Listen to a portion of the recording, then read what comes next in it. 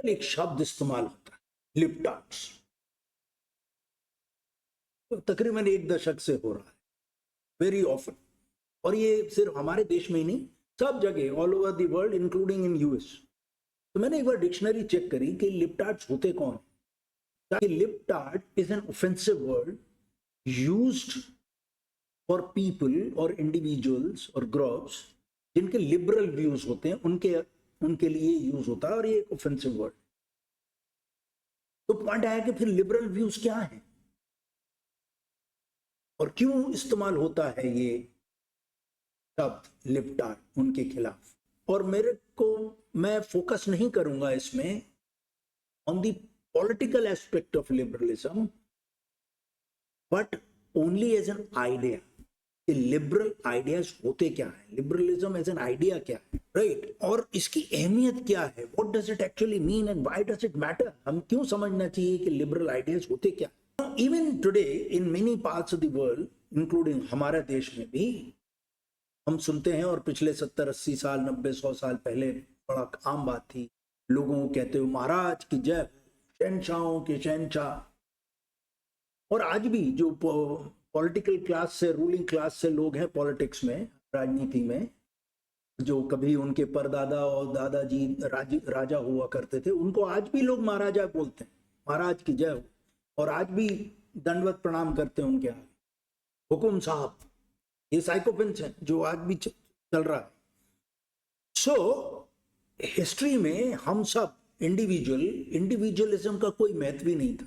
हम लोगों की लॉयल्टी होती थी ट्राइब्स के, कास्ट की, राजा के प्रति, उसके राज्य के प्रति। इंडिविजुअल की कोई अहमियत नहीं थी, उसको कोई अधिकार नहीं थे, उसको जो प्रिविलेजेस मिलती थी वो राजा देता था या पंडित जी देते थे।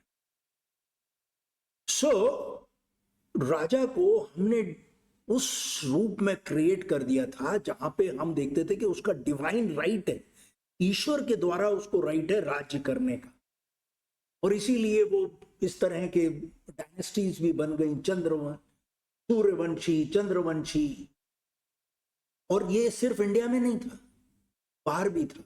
जापान के महाराजा, उनको सूर्य का शायद वो था, सूर्य से इक्वेट करते थे। इजिप्शियन सिविलाइजेशन में भी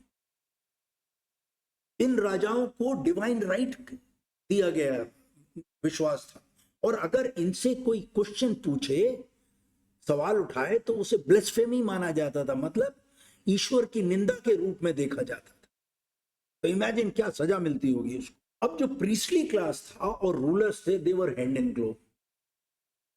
पंडित, church, maulana, they were hand in glove with the king, ruler. और दोनों के दोनों हैंड इन ग्लोव थे, एक दूसरे के पूरक थे। और इस ऑर्डर से, सिस्टम से उनके मजे आए, उनका बढ़िया चल रहा था। लेकिन इतिहास कभी एक जगह ठहरता नहीं, वो चलता है, इट्स ए कंटिन्यूअस थ्रेड। तो कुछ लोगों ने सवाल उठाए, और वो जो लोग थे जिन्होंने सवाल उठाए कि क्या इंसान की अहमियत है, क्या उसकी कोई फ्रीडम नहीं है, क्या राजा को क्या डिवाइन राइट है कि ईश्वर से लिंक है उसका डायरेक्ट राज्य करने। तो वो जो आइडिया सबसे पहले उत्पन्न हुए, वही लिबरल आइडियाज थे, जिन्होंने क्वेश्चन किया ट्रेडिशन और कस्टम। सोक्रेटिस, प्लेटो, जिन्होंने एम्फेसाइज किया कि इंसान को क्रिटिकली एग्जामिन करना चाहिए, डिस्कशन होना चाहिए, रीजनिंग करना चाहिए, ना कि अपने आप को ट्रेडिशंस और कस्टम्स में बांध लेना चाहिए, उनको एग्जामिन करना चाहिए। वो ट्रेडिशंस एंड कस्टम्स के स्लेव ना बन जाए। सो वो जो चिंगारी उन्होंने शुरू करी, वो आगे बढ़ते बढ़ते बड़ा स्वरूप लिया। सो लिबरलिज्म और लिबरल आइडियाज कोई एक दिन के जन्म नहीं है, वो एक लंबी इतिहास है स्ट्रगल का। और उसी ने ही, इन्हीं आइडियाज ने राजाओं का राज्य खत्म किया। इन्हीं आइडियाज ने प्रीस्टली क्लास का, पंडित्स का, मौलानास का, चर्च का आधिपत्य खत्म किया इंसान के, जो कि ट्रेडिशंस और कस्टम्स के नीचे दबा दिए गए। इन्हीं लिबरल आइडियाज ने हमें आजादी दिलाई थी। सो लिबरल आइडियाज के बेसिक प्रिंसिपल्स क्या होते हैं, कोर प्रिंसिपल्स क्या? मैं दो शब्दों में, नो मोनोपोली, किसी का मोनोपोलाइजेशन नहीं। सो इंडिविजुअल राइट्स होंगे, प्रिविलेजेस नहीं जो राजा देता है, राइट्स, अधिकार, हर इंडिविजुअल के राइट्स। रूल ऑफ लॉ, कानून का रूल होगा। इक्वालिटी बिफोर लॉ, कानून के आगे सब बराबर है। डेमोक्रेसी, प्रजातंत्र का आना, राजाओं का राज्य खत्म करना, प्रीस्टली क्लास का राज्य आधिपत्य खत्म करना, फ्यूडलिज्म का आधिपत्य खत्म करना, और प्रजातंत्र आना जहां की इंडिविजुअल द्वारा सरकार चुनी जाए, वो भी लिबरल आइडिया के द्वारा हुआ। वही बेसिक प्रिंसिपल।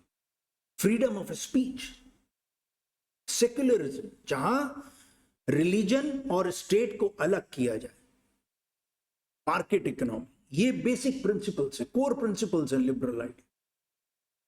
सो लिबरलिज्म कोई थ्योरी नहीं है, उसने रिवॉल्यूशंस को शेप किया है। ब्रिटेन के ग्लोरियस रिवॉल्यूशन 1688 का, जिसमें मोनार्की को खत्म किया और कॉन्स्टिट्यूशनल मोनार्की लाया, जिसने राजा की पावर्स को लिमिट की, वो लिबरल आइडियाज थे।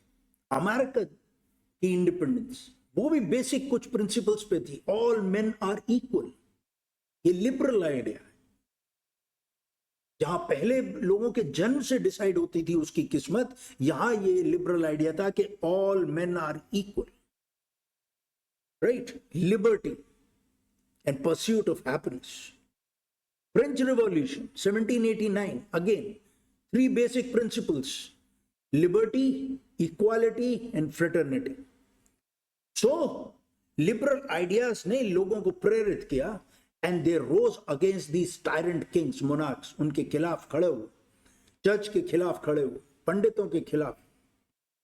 और लिबरल आइडियाज ने ही सोसाइटीज को, मॉडर्न सोसाइटीज को बनाया ना। ऑफन हम लोग आज, क्योंकि इतने बरसों के बाद हम लोग कंफ्यूज हो जाते हैं और उनको इक्वेट करने लगते हैं आज के पॉलिटिकल सिनेरियो से, और हम क्रिटिसाइज करने लगते हैं क्योंकि हमें मालूम ही नहीं है। जैसे फॉर एग्जांपल लेफ्टिस्ट और राइटिस्ट, हमें मालूम ही नहीं है कि एक्चुअली में ये शब्द कहां से आए। 1789 में जब फ्रेंच रिवॉल्यूशन के दौरान दो समूह थे। एक समूह था जो कि राजा की पावर्स को इंटैक्ट वैसे ही रखना चाहता था, और दूसरा ग्रुप था रिफॉर्मिस्ट, जो रिफॉर्म चाहता था और राजा के ऊपर अंकुश लगाना चाहता था, उसकी ताकतों पे अंकुश लगा।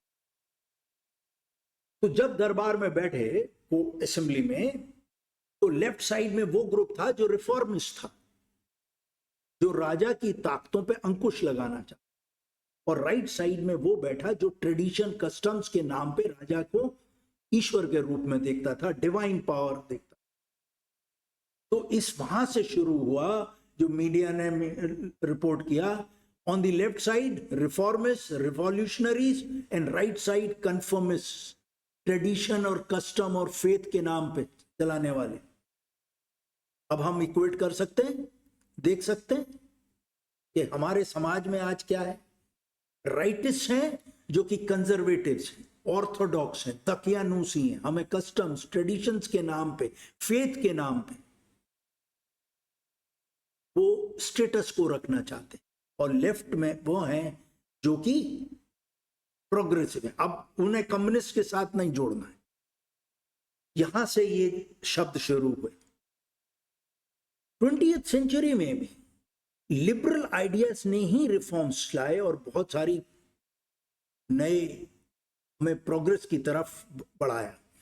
यूएन का formation, civil rights movements, Gandhi ji, Roosevelt, liberalism inspired the whole world. Russia का revolution against tsars was also a liberal movement. USA और यूके में यूनिवर्सल सफरेज, सबको समान अधिकार वोट देने का, विमेन एम्पावरमेंट, ये सब लिबरल आइडियाज हैं, ये ट्रेडिशंस और कस्टम्स और ऑर्थोडॉक्स राइटिस्ट के नहीं है, ये लिबरल्स के। So across continents, liberal ideas built societies, they've empowered women, they've brought democracy and human rights. अब उनके धीरे धीरे करके बहुत सारे टाइप्स भी हो गए लिबरलिज्म के, तो वो हम डिस्कस नहीं करें। लेकिन ये जाहिर सी बात है कि लिबरल के भी क्रिटिक्स हैं और क्रिटिक्स राइटिस्ट हैं। राइटिस्ट बोलेंगे कि वो ट्रेडिशंस कस्टम्स को डिस्ट्रॉय करते हैं, उससे समाज टूट जाता है, छिन्न भिन्न हो जाएगा। लेकिन सोचने की बात है कि क्या हुआ, बल्कि समाज और ताकतवर हुआ, कमजोर को आवाज मिली, हितों और चर्च और मौलानाओं की दबदबा कम हुआ, तो समाज नष्ट नहीं हुआ, समाज स्ट्रेंथन हुआ, राइट। और इसीलिए लेफ्टिस्ट जो कम्युनिस्ट हैं वो भी उनको किसी कारण से वो करते हैं, and they say that it hides inequality under a false promise of freedom. तो ये कम्युनिस्ट उनको कहते हैं। नाउ ताज्जुब की बात यह है कि जो वेरी आइडिया, लिबरल आइडिया, जिसने पूरे विश्व में इतनी सारी क्रांतियां लाई, रिफॉर्म किया, समाज को आजाद दिलाई, इंडिविजुअल को आजादी दिलाई, कमजोर को ताकत दी, कमजोर की आवाज बना, राजाओं के राज्य खत्म किए, प्रीस्ट मौलाना और चर्च की ताकतें खत्म की, आधिपत्य खत्म किया, वही आइडिया आज टुडे इज बीइंग रिजेक्टेड। क्यों? किसके नाम पे? वही पुराने ऑर्डर को एस्टैब्लिश करने के, ट्रेडिशंस, कस्टम्स, फेथ, उसी के नाम पे आज लिबरल आइडियाज, व्यूज को क्रश किया जा रहा है। ताज्जुब की बात है। So the customs that enslaved us, the traditions जिन्होंने हमको गुलाम बना दिया था, जिसका हम गुलाम बन गए थे, वही आज दोबारा फिर से they are making a comeback. और वही लोग लिबरल आइडियाज को क्या बोलते हैं? Libtards, right. लेकिन जब तक वो लोग हैं जो इनजस्टिस के खिलाफ लड़ेंगे, किसी भी तरह के आधिपत्य के खिलाफ लड़ेंगे, आवाज उठाएंगे, liberal ideas, liberalism will remain. इसकी स्टोरी खत्म नहीं हुई है। If you found this video as thought provoking, तो उसको लाइक करें, शेयर करें और मेरे चैनल को सब्सक्राइब करें। Thank you. जय हिंद।